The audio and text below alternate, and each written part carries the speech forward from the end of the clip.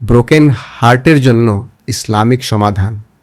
তোমার কি হৃদয়টা ভেঙে গেছে কারো জন্য, কিন্তু সে বুঝছেই না? মনে হচ্ছে সব শেষ, কিন্তু শুনো, তোমাকে ছেড়ে যেতে পারে, কিন্তু আল্লাহ কখনো না। কুরআনে আল্লাহ বলেন, নিশ্চয়ই আল্লাহ ধৈর্যশীলদের সাথে আছেন। সূরা আল বাকারা 2:153।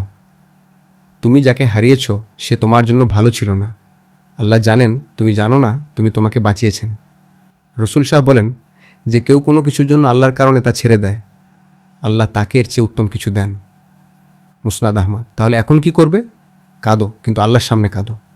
বল, ইয়া আল্লাহ, আমার হৃদয়টা তুমি ঠিক করে দাও।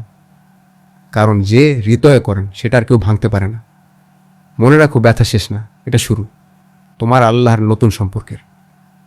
আজ থেকেই বলো, ইয়া আল্লাহ, আমি তোমার উপর ভরসা করি।